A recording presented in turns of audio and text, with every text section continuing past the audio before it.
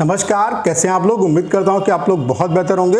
SSC CGL 2024 वाले जो aspirant हैं और जो टीचर हैं उन दोनों के लिए बैड न्यूज़ है। एसएससी ने फाइनली जो नोटिस है वो आपका डाल दिया है। फिर से रिवाइज्ड जो नोटिस है वो डाल दिया है। एसएससी कई बार ये चीज़ डाल चुकी है कि जो एनालिसिस है वो नहीं होना चाहिए, और अब उन्होंने साफ साफ कहा है कि एनालिसिस अगर स्टूडेंट इसमें पाए जाते हैं गिल्टी तो कहीं ना कहीं उनको डिबार कर दिया जाएगा एग्ज़ाम से। और उसके अलावा उन्होंने दूसरे पॉइंट में मेंशन भी किया है। ये जो नोटिस है वो मैं आपको उसका स्क्रीनशॉट आप देख पा रहे होंगे वीडियो में।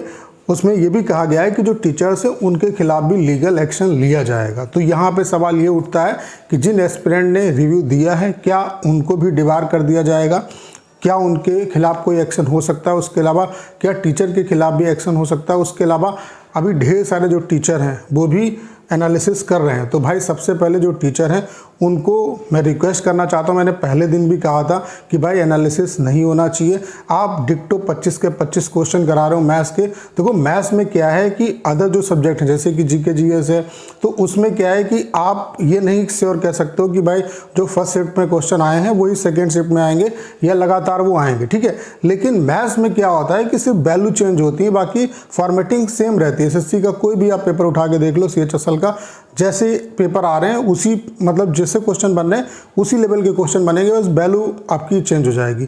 तो मैथ्स में कहीं ना कहीं ये डायरेक्ट चीटिंग है, ठीक है। तो मैथ्स की वजह से सबसे ज़्यादा प्रॉब्लम है। लेकिन किसी भी सब्जेक्ट का एनालिसिस नहीं होना चाहिए, बिल्कुल गलत है। आप पूरा एग्जैक्ट जितने भी क्वेश्चन हैं जैसे मैथ्स के 25 क्वेश्चन कराए जा रहे हैं, ऐसे जीके जीएस के 25 क्वेश्चन कराए जा रहे हैं, तो ये कहीं ना कहीं गलत है। तो जो गगन प्रताप सर हैं उनसे भी मैं रिक्वेस्ट करता हूँ, देखो टीचर कम्युनिटी क्या है, आप लोग सम्मानित हैं, ठीक है। तो कहीं ना कहीं सबसे पहले आपको जो रूल एंड रेगुलेशन है उनको फॉलो करना चाहिए, ठीक है। अभी एसएससी अगर कह रही है कि ये चीज़ें गलत हैं तो गलत है भाई, मत करो, इससे क्या फ़र्क पड़ता है, ठीक है। उसके अलावा जो जीके जीएस के टीचर हैं परमार सर, आपने अभी इस समय उनका नाम सुना होगा। मैंने भी कई बच्चों को सजेस्ट किया है कि भाई अच्छा जीके जीएस करा रहे हैं, ठीक है, एसएससी की फील्ड में अच्छा काम कर रहे हैं, लेकिन वो भी एनालिसिस करा रहे हैं। तो भाई मैं उनसे भी रिक्वेस्ट करता हूँ हाथ जोड़ के कि प्लीज़ ये मत करिए। उसके अलावा जो टेलीग्राम है उस पर भी एसएससी है उसने सभी जितने भी सोशल मीडिया के माध्यम है उन सबको उसमें जिक्र किया है। उसमें टेलीग्राम भी अछूता नहीं है, उसमें फेसबुक भी अछूता नहीं है, उसमें ट्विटर भी अछूता नहीं है, उसमें यूट्यूब भी आपका अछूता नहीं है। सभी के खिलाफ अगर बोला गया है तो एक्शन हो जाएगा। अब आप इस चीज़ का इंतजार कर रहे हो कि जब होगा तब देखा जाएगा, तो भाई अगर हो जाएगा तो फिर आप क्या कर लोगे। तो परमार सर जो है उन्होंने टेलीग्राम पे डाला है हम एनालिसिस नहीं करेंगे लेकिन हम टॉप 50 क्वेश्चंस कराएंगे। तो इसका क्या मतलब है, डायरेक्ट वही बात है कि आप ये ना करके आप इस तरीके से चीज़ों को करा रहे हो। तो भाई एसएससी अगर चीज़ कह रही है तो उसका फॉलो कर लो, ये कहीं ना कहीं गलत है और टीचर को तो ज़रूर फॉलो करना चाहिए।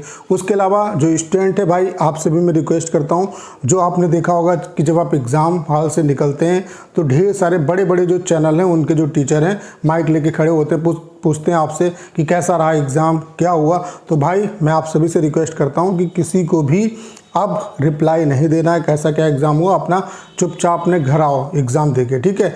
क्योंकि आप टीचर्स का कुछ नहीं होगा, क्योंकि उनका जो बनना बिगड़ना है वो हो चुका, आपका पूरा जो कैरियर है वो बर्बाद हो जाएगा। अगर आप एक बार डिबार हो गए एग्ज़ाम से तो फिर आप क्या करोगे, कुछ नहीं कर पाओगे और फिर कोई भी आप एग्ज़ाम नहीं दे पाओगे। एसएससी के एग्ज़ाम से अगर डिबार हो गए तो ऐसा नहीं कि किसी भी एग्ज़ाम में किसी और एग्ज़ाम में बैठ सकते हो, फिर सभी जितने भी सेंट्रल लेवल के एग्ज़ाम है, स्टेट लेवल के एग्ज़ाम है, कोई भी एग्ज़ाम आप नहीं दे पाओगे।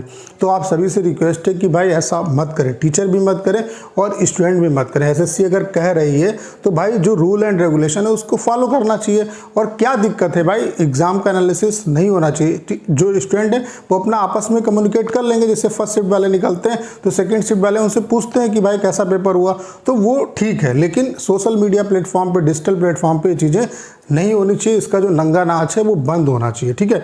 बाकी एक और डाउट है स्टूडेंट के दिमाग में कि क्या जिन बच्चों ने दे दिया है रिव्यू तो उनका क्या जो है वो डिबार हो जाएगा। तो देखो एसएससी ने नोटिस दिया है, अभी हो सकता है ये लास्ट वार्निंग है, ठीक है। अभी उन बच्चों पे हो सकता है कार्रवाई ना हो और टीचर पे भी कार्रवाई ना हो, लेकिन अगर आगे ये चीज़ें चलेंगी चाहे वो टीचर करें या स्टूडेंट करें तो कहीं ना कहीं प्रॉब्लम में टीचर भी पढ़ सकते हैं और स्टूडेंट भी पढ़ सकते हैं। तो मैं आप सभी से रिक्वेस्ट करता हूँ कि भाई ये चीज़ें नहीं होनी चाहिए, गलत है। मैंने पहले दिन भी कहा था, तब स्टूडेंट कह रहे थे नहीं सही है, कोई दिक्कत नहीं है, होना चाहिए एनालिसिस।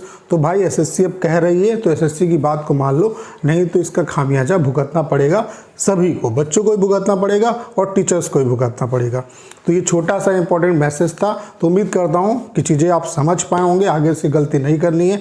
अभी जिन भी बच्चों का एग्ज़ाम लगा हुआ है प्लीज़ आप चुपचाप एग्ज़ाम देने जाइए, और फिर वहाँ पे अगर कोई भी आपसे इस तरीके की चीज़ें होती पूछा जाता है तो भाई इन चीज़ों को इग्नोर करिए, ठीक है। और टीचर जो कम्युनिटी है उनसे भी मैं रिक्वेस्ट करता हूँ कि भाई ये सब चीज़ें बंद करिए, ठीक है। गलत है तो गलत है, अब एसएससी खुद कह रही है गलत है तो मान लो भाई गलत है, ठीक है। अब आंसर की आ जाएगी, उसके बाद ज़बरदस्त तरीके से करते हैं, अच्छे तरीके से क्वेश्चन सॉल्व कराइए, कोई प्रॉब्लम नहीं है। तो उम्मीद करता हूँ सारी जानकारी आप अच्छे तरीके से समझ पाए होंगे। करना क्या, इस वीडियो को 10 शेयर करना है। उसके अलावा अगर आप चैनल पर नए हैं और आपने अभी तक इसे सब्सक्राइब नहीं किया है तो प्लीज़ चैनल को सब्सक्राइब करना मत भूलिएगा।